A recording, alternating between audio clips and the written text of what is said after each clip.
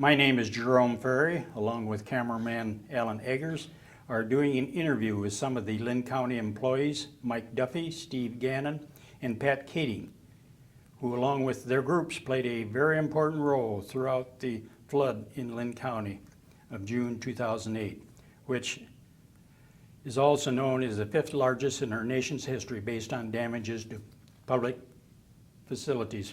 Mike, let's start with you. How long have you employed with Linn County? Just short of 10 years. 10 years. So you have experienced a major flood in '93? We've had many floods, not the '93, but I started in 2000, so Okay. about 9 years. What's your title and what's your responsibilities? I am the operations superintendent, so I'm in charge of maintenance and our day-to-day operations, road maintenance and snow removal during the winter time, construction, painting, response to the floods. How does your responsibilities change when the flood is imminent? We start getting tasked out for different assignments that we wouldn't generally do. We start preparing areas that would maybe be prone to flooding. We get signs ready and start getting road signs out where we need to close roads.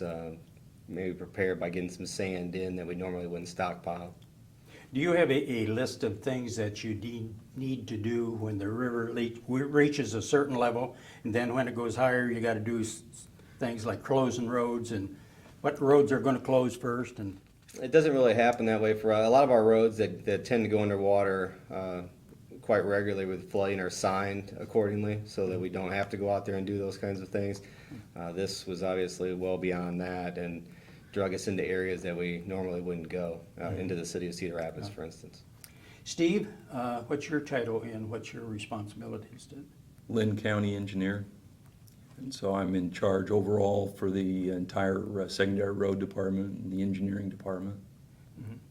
Yeah, how long have you been with Linn County? Started with Linn County in June of '74, so I've gone through lots of floods. You've been through lots of floods. I'm the reason that Mike doesn't have to go out and put signs up when it's going to flood, because about 20 years ago, Howard Kress was our sign guy, and we came up with the idea to sign all the low areas prior to floods. Yeah.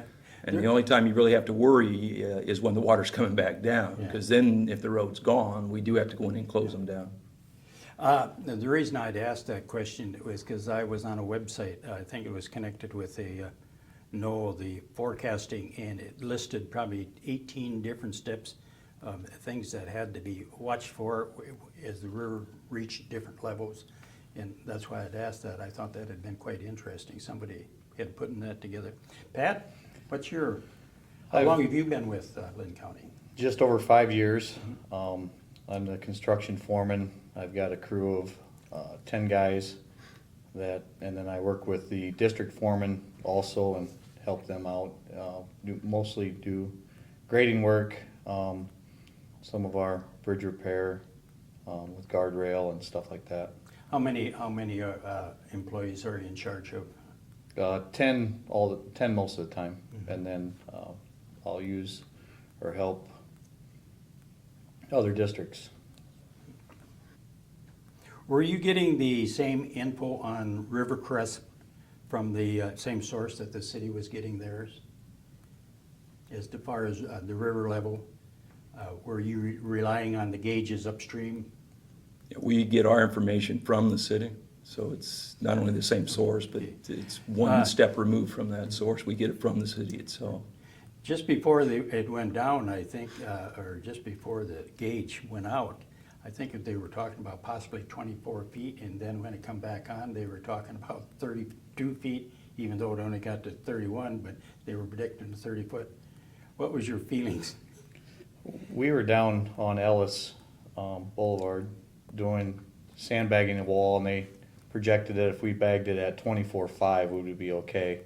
While the gauges were down, I think it was the core that would come through and was making marks, and they were quite a bit above our 24.5 mark, so we knew something was changing rapidly. It was getting serious, very serious. Well, originally it was only going to have to be a 2-foot wall is what we were going to have to build, and then it went to a 6-foot.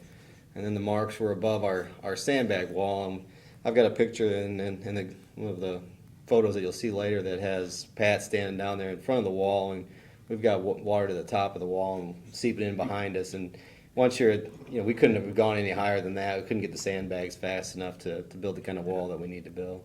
And by the time we got the 32-foot elevation, it was already lost. So it wasn't as if that elevation made much of a difference in the operation. The higher you went, the wider the base had to be. Right. Is that correct? Yes. Right. And that's nice to know before you have to go up.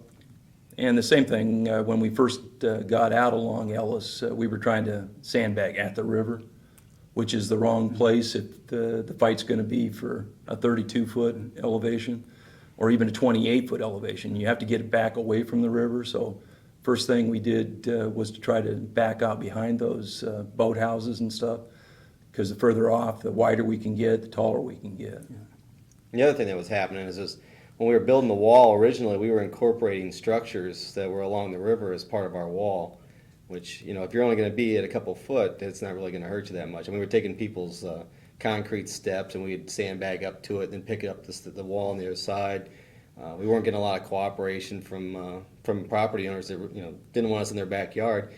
We had furniture that was between our sandbag wall and the river that people weren't going out to collect, and garages that were full, and it just. They had no idea what was coming. No, I remember on the day that we were down there building it was the last day that we were down on the wall. Actually, the media was down there quite a bit, and all the residents had marks down there where the 93 flood had came up. And so the media was doing a story on where that 93 mark was and how, they survived the 93 flood. It couldn't get any worse than that. Well, part of that, though, is when you live on the river, you get used to the river. And so a lot of those folks that experienced, I was talking to a lady that said she could remember the 29 flood. So she'd experienced a lot, and from her point of view, she'd been told things before that didn't come true. Now this time they were not exaggerated as they usually are, and that I think was one of the things I warned our guys about, is that typically they're going to give you a crest that's about a foot above what you should expect, not the other way around, not 7 or 8 feet below what you should expect. Are all of your offices in the AOB building, the old administration building? No, all of our facilities are out scattered around the county. Were you all housed in the administration building? Were your offices the old administration building? No. No, you're not. We've You're never been scattered in out. the AOB. Okay. So you can't really relate to what was happening in the administration building when it was coming Sadly, up. we can, because We went to rescue them. once Okay, then once I'll- they evacuated, they brought us in to try to save Yeah. stuff. What was the sequence of events when the call to abandon ship was given? Did people report to work Friday morning, or did they already know that it was probably going to be closed? We didn't know. I mean, for us, the way it happened for us is and we took pictures. Pat and I walked the berm the night that we thought we were holding the water back and we thought we were being effective. We took a number of photos that night. The next morning, we were going back to the same place that we thought we were at the night before. And I remember I had a foreman that I was trying to get on the radio and trying to get him down to where we were sandbagging. And it wasn't until I got to the 5 and 1 and looked out and saw that the water was over the top of the berm that I realized that we weren't going back there. And so we were going to different locations. And I think by then, I don't know I think the county had left that afternoon from the different buildings because the roads were starting to flood and back up down there, and people weren't getting around. And so I think they had pretty much Were moved on. people reporting to work Friday morning? No, I think the county had already called that off for most of Thursday. them. We were down there sandbagging, using their parking lot as a sandbagging area to try and protect some of the property down there. And the water was still coming up relatively fast enough down there that we had to abandon ship down there. How did it come in the front door first, or come up through the floor drains, or? At the AOB, it really never got through the doorway. Never went in through that, but it did come in through the steam tunnels and all. they have lots of holes that stuff can come. You can come up through the sewer system, through the steam tunnel was the bulk of the water. So there would have been quite a bit of water in the basement. Yeah, when Jim Hauser is a board member, and Jim called Mike, and Mike volunteered me and some other folks to go down and try to help the recorder's office, who'd already abandoned and gotten out most of what they could and set most of what was left as high as they could. And there were a couple National Guard folks that came by boat with us. And then we tried to go down inside, and we worked there for, 3 or 4 hours probably, trying to do what we could. But the water was still coming up. You could hear it's like a freight train coming in through those steam tunnels, and you could hear that coming in. So you knew you were fighting against time as well as river. It was getting dark, and there was no light, no power, obviously. So Is that where all the computer servers and phone utilities and everything else was, down in the basement? Like most places, the county puts the IT department or the information technology people in the basement. And yeah, they were already, in fact, a couple of them were with us, but they were already underwater. And, you know, we came in by boat, but the boat that we came in on sank. The current is not as swift as if you were out in the river, but it's still swift. It's moving in all kinds of directions. When we came in by boat, you could actually float in over top of cars that had been inundated. You could see the headlights on the car.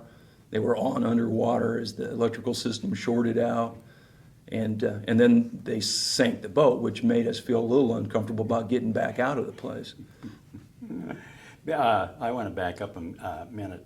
I was on the assumption that you may have been all housed in the administration building. Where are you? Where's your office, Mike? we're out at County Home in 13, so we're well outside of the city incorporated limits. But it actually was a real benefit during the flood.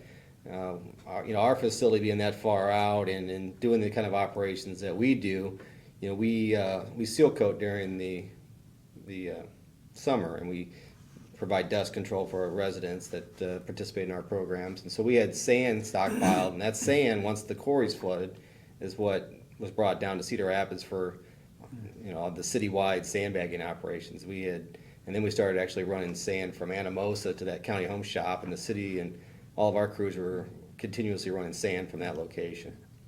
Steve, where are you located, your office? A few hundred feet from Mike. We're on the other side of Highway 13.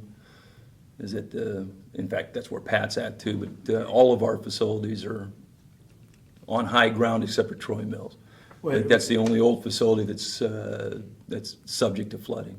Did somebody make a wise decision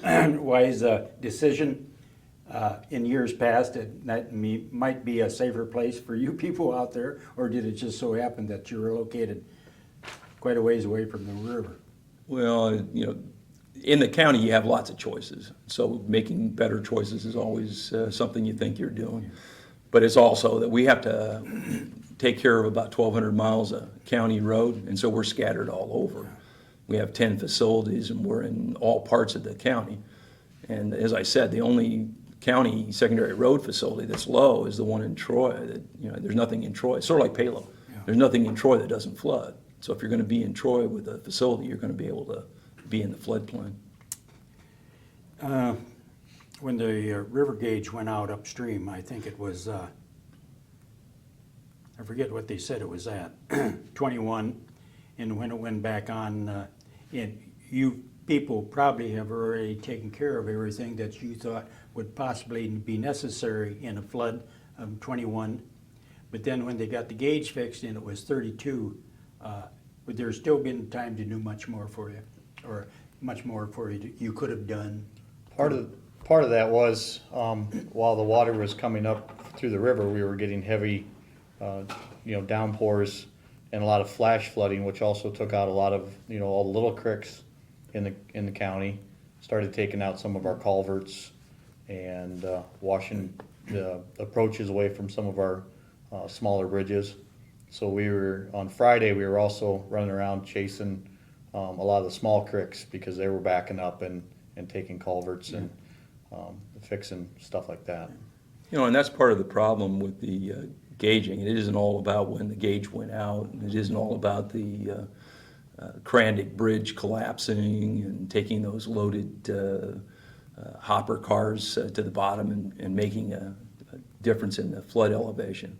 It's also about that Thursday night. It rained so hard when the guys were out at the last water well out on Edgewood Road. It was raining so hard it was hard to see anything. And I think the way the University of Iowa phrased it, it was like 40,000 cubic feet per second was added on top of the flood that was already there.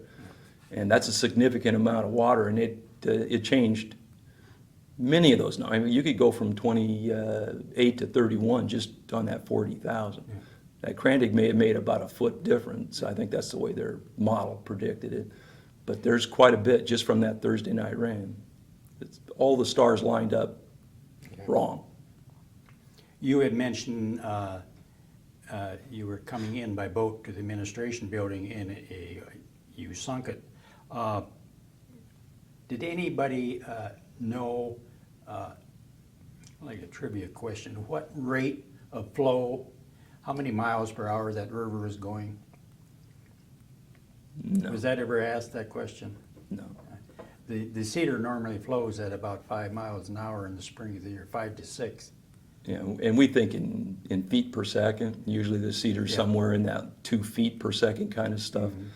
And if you come out of the end of a culvert, it's about 10 to 13 feet per second, which is really fast water. It's like coming out as a garden hose. And I think the Cedar got up into the 8, maybe 9 feet per second kind of numbers, which are huge numbers and can scour things out and change, where the river's actually located on you. Did anyone have any data showing what effect a 31 or a 32-foot level, what it do to the landscape in Linn County? Yes, actually. You have data? Well, Did you have data on that? We don't. I mean, what the county and the city had done back in the 60s. I mean, I came to work for the county in '74, so although this information seemed kind of old at the time, it was, now thinking back, fairly fresh.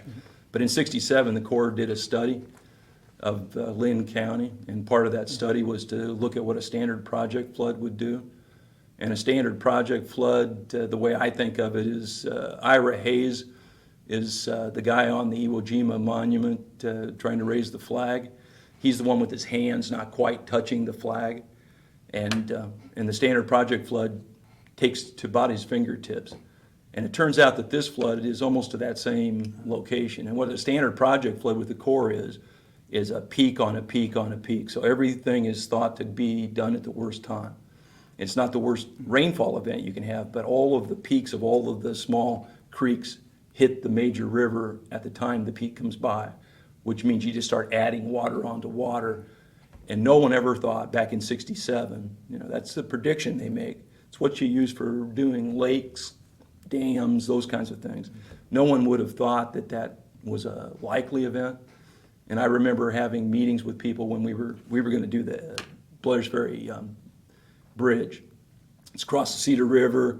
Back at the time, there was nothing out there but trees and sand, and so everyone was pretty worried about what we were going to build.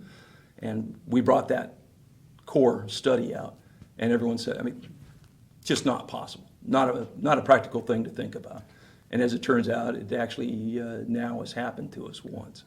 So there is something to use, and although it's not exactly the same event that we had, if you take a look at those two models, both will come out about the same place. Mike brought in some real good photos, so we're going to take a break and we're going to show these photos and have you gentlemen talk to one or all of them if you have some knowledge about each photo. Well, the first picture is it's the City of Cedar Rapids Public Works area, and to kind of, I guess, back up a little bit, we actually were getting all of our emissions from the EOC, which is the Emergency Operations Center, and it started on a Sunday evening meeting down at the AOB, where we actually met with the officials from the city and all the different jurisdictions, and we talked about what we were going to do to sandbag. And this was the city had started sandbagging, and they basically just got to the point where they run out of people and hours of the day. And so we came in late I believe this would have been on Tuesday, and started sandbagging, and we basically just took over their operation. All the people that are in the photo are just citizens that showed up to help sandbag, and the county truck is actually dropping a load of sand, and then people would just start shoveling and filling sandbags. And this operation was, that's one row. There was 2 different rows where they were doing this in this particular location.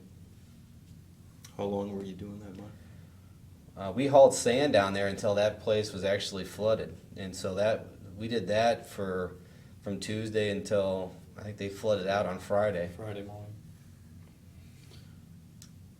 That's a picture of the area they were storing the sandbags. Once they come out of the, where they're making them, they had 4 trucks that were moving them over to these areas here to get loaded out, to haul out to manholes, and there were some private citizens coming in getting a few bags, but most of them were going out on city trucks to start building berms and going up around manholes, storm sewers. This is the berm. One of our first assignments was to go down and basically from the old dockside down to Penn Street, we were to build a berm. I think it ended up being about 1,900 feet. And originally it was going to be 2 foot. We ended up, getting orders to take it up to 6 foot, but we didn't quite ever reach that height. But you can see where we're tying it into existing structures. That's somebody's steps there, and there's a canoe sitting there, and between the river and the sandbag wall, there's furniture. So we were having a hard time getting people to help us help them and get out of our way so that we could build the berms. But that's the riverside of Ellis Road down in Time Check. That was me leading one of our tandems in with sandbags and sand. That was on probably Wednesday, driving down in there, and we'd lead them in, and come to find out after the fact that a lot of times the manholes were blowing off underneath the water, so there was holes there that somehow we were straddling over and not falling into.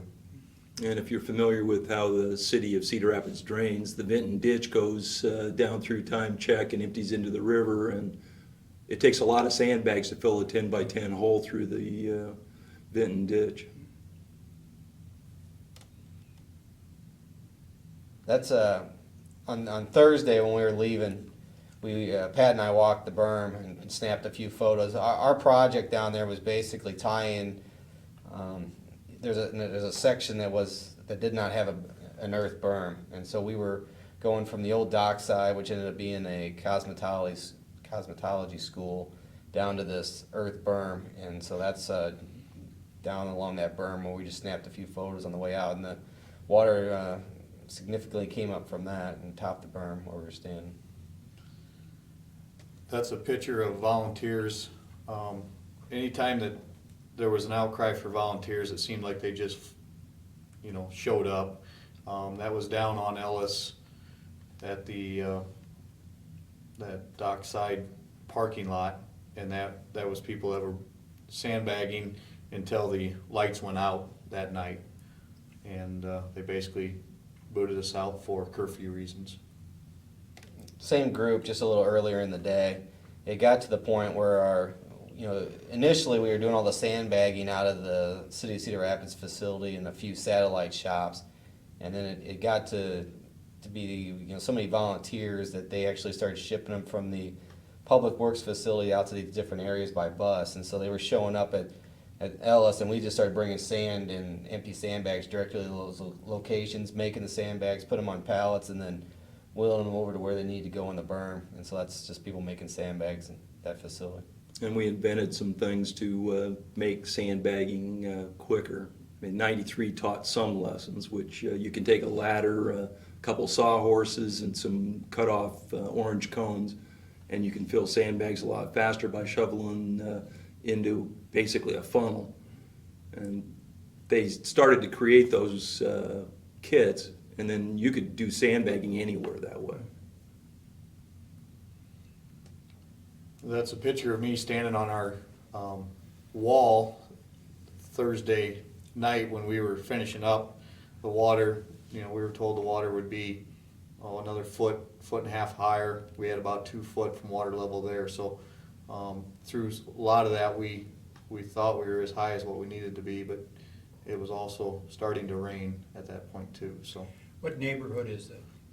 That is down behind all the houses between the river and Ellis Boulevard. Okay.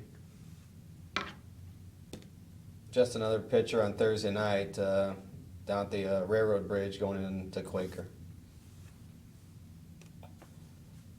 That's Steve standing out on a section of Lewis Access Road, and we were doing, basically damage assessments after the water started to go down a bit, and we were walk out on that, and then you look at it, you don't know what's out there. We thought there was still, based on where the water level was, that there was still at least portion of a road out there, and that we would be able to fill it in with rock and get the road open fairly quickly. Turned out not to work out that way, but Took the whole road. it ended up taking the whole road. For, See, it's not just the river that has to stay fluid in a flood, so do your people, because our plants changed just about every hour once that road opened back up. Once it stopped being a tourist attraction and started being something we could work on. Keating brought in, that's Lewis, which is up by Center Point, and we have some quarries nearby in the area, and we don't have enough trucks to fill a hole as big as what the river made for us. We did get help from the Buchanan County engineers, which is our neighbor to the north. We got help from the Department of Transportation, and we had help from the quarries. The quarries allowed us to load ourselves, to estimate how much material we were putting in, to get things moving. There is a lot of shot rock down in the bottom of those holes. We filled for 5 days? Yeah, the quarry actually just around the corner, they didn't have enough rock available, so they moved up a drill right away and put another shot down just so they could feed us with enough rock. is that the same road I take it? Yeah, that's just How paying back long the of a farther. stretch did it take out? Half a mile, quarter mile, or? Yeah, I think it's a little over. I mean, when we first looked at it, Mike and I thought that it was only going to take off the shoulder of the road and we'd be back in the next day and fix those kinds of things up. That's what usually happens when you get just a small amount of water, but the river was still rising at the time. So when we came back the next day, it's like a quarter of a mile we think we're going to do. And the day after that, it's a half a mile. And I think when we got all finished, we just did an emergency replacement project that was funded through the Federal Highway Administration, and it did about a little over 7/8 of a mile of paving to correct all of the deficiencies created by it.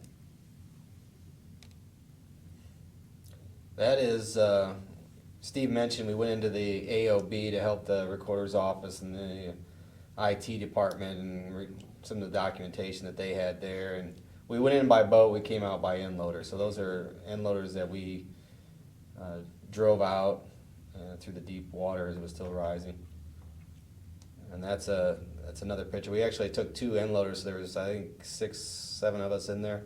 And so there's a group of 3 or 4 on that end loader out ahead of the second end loader.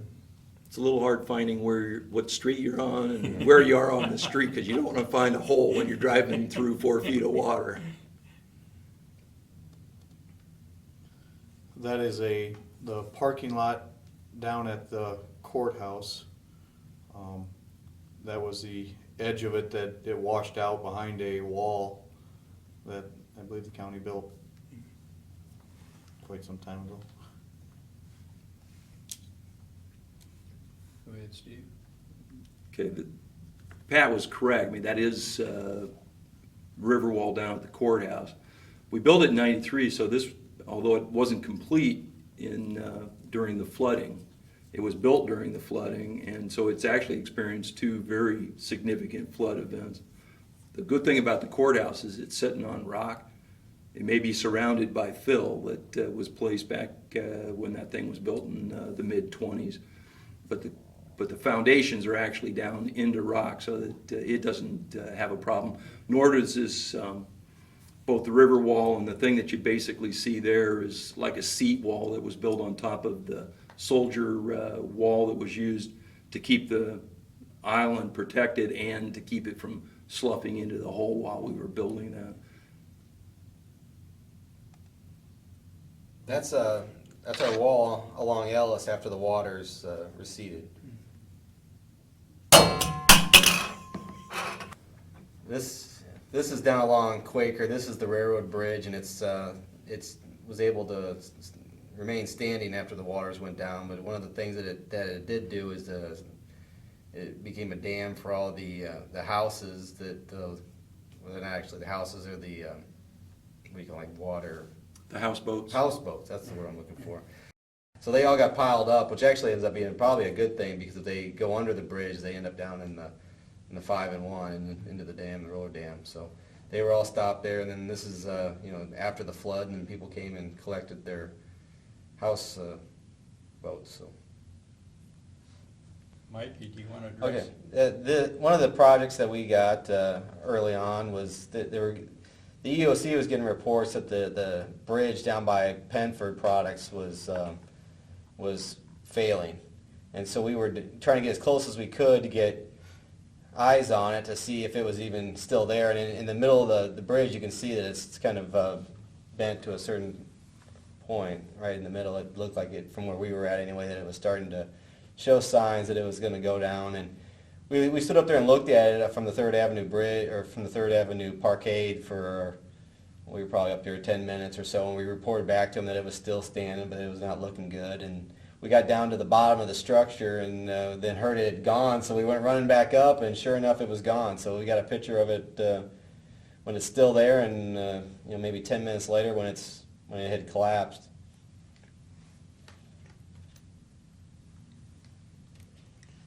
That's a picture of me surveying damage out on Lewis Access Road. We had moved some equipment in once the water had went down, and was getting started to repair that so we could get traffic open back up and get access back to Palo. That's another picture of the water and what it did to the asphalt and the road. It took everything out from underneath of it and just dropped the asphalt straight down.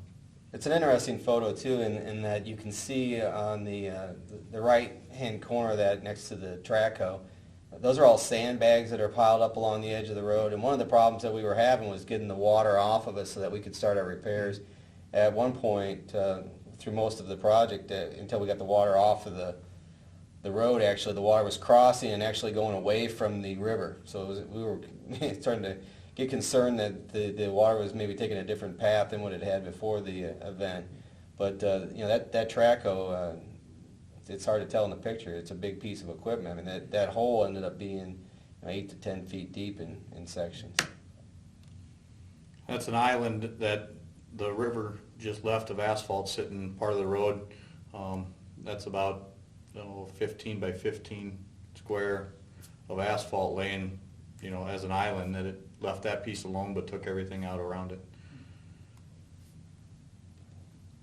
That's another picture of farther down where it left part of the road but took the shoulders and half of the road and scoured the shoulder out real bad. That's a picture working with that's a Iowa Department of Transportation truck. They had several trucks hauling rock to us. We were working from both ends, trying to meet in the middle with a couple dozers and blast rock, just trying to work our way through to give us a base so we could get travel through there. The good thing is that I think Lewis now is built better than before the flood. We now have a lot more rock. We incorporated the sandbags along the side. It was built out of sand when it was originally built. Now it's pretty much built out of solid limestone crusher run. Was there quite a few acres around this Lure access that were completely flooded?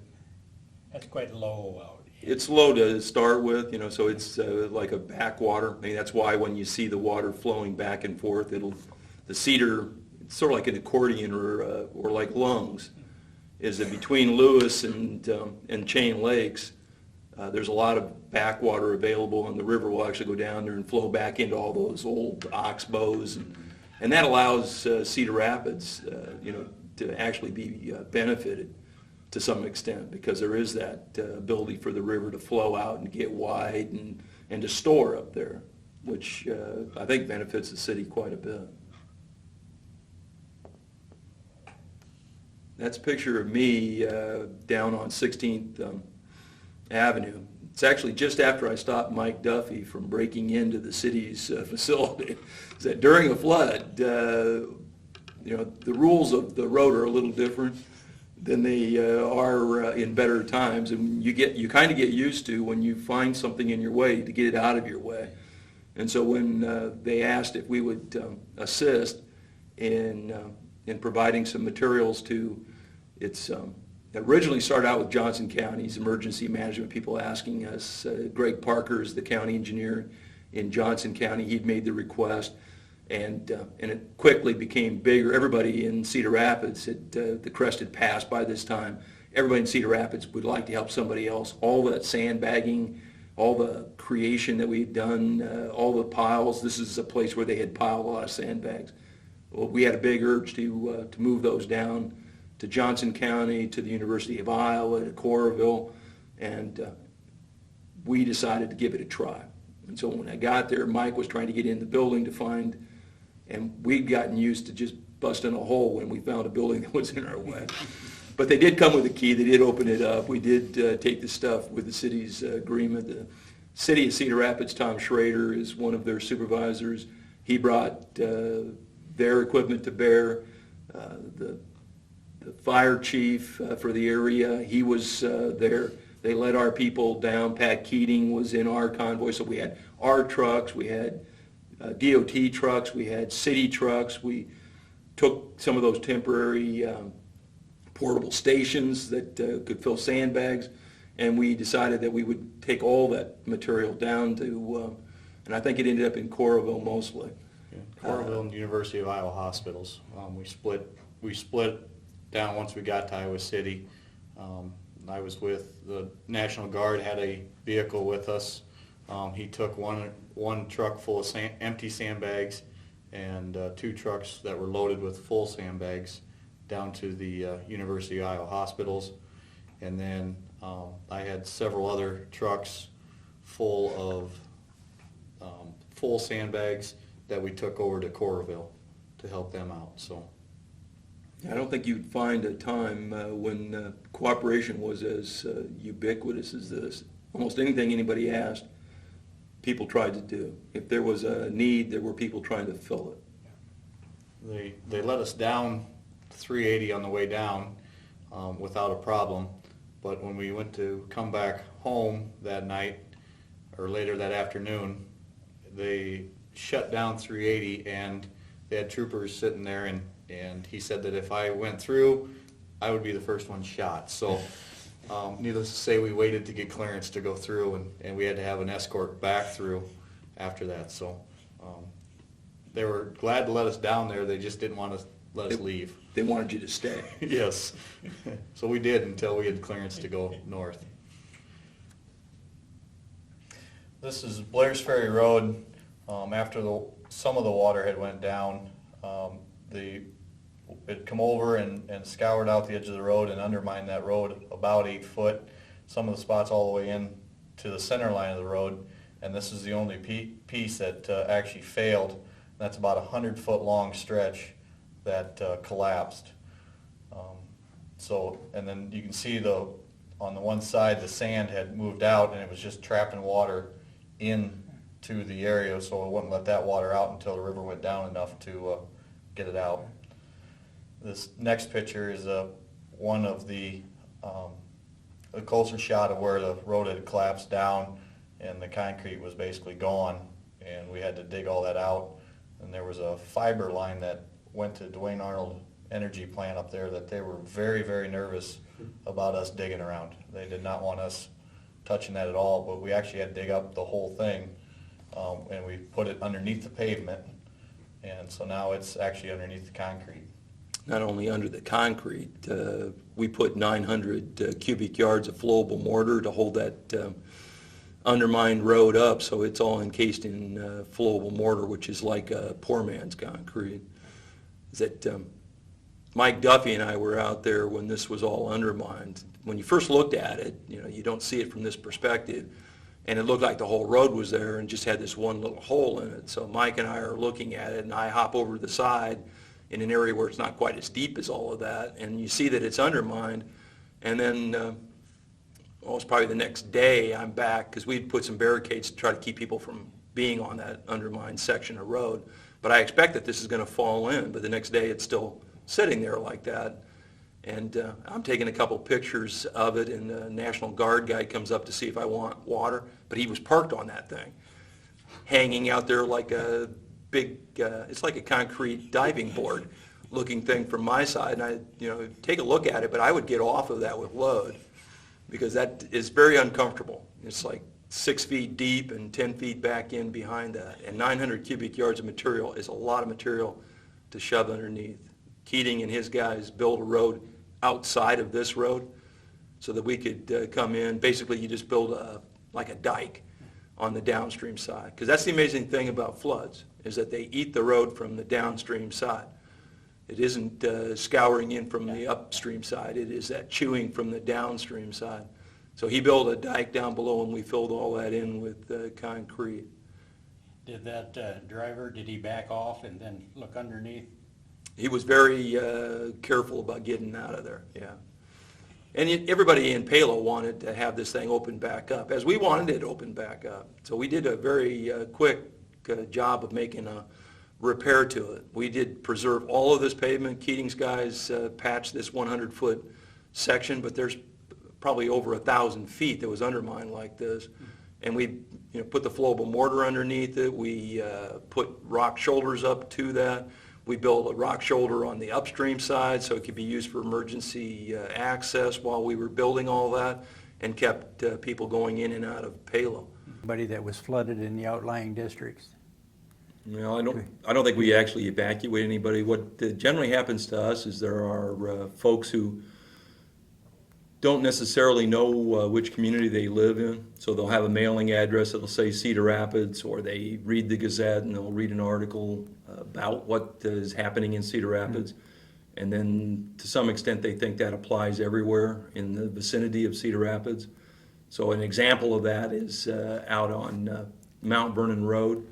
There's Bertram Road and an area down there by Dostal Catering, that those folks flooded in the emergency, and their view was that when the city said, bring your refuse to the curb, that would apply out in the county as well. So when I got to that area, they had piled all the belongings from their house to the middle of our road, because we have ditches, and nobody wanted to put their belongings, even if they were wet already, into the ditch, and it was wet. And so they just brought them out right onto the middle of the road. You couldn't drive anywhere, you couldn't get anything done. But it did force us to have to go out and pick all that stuff up. And so we picked it up and put it into the Nature Center's parking lot as a temporary measure. And then the Nature Center reminded us that that's probably not a permanent thing, so we did have to go out and remove all of that material. But once you start that process up, people that see it, they think, well, this is a good place to dump all of the refuse from this flood. So it took us about 3 weeks of hauling to get that parking lot emptied out.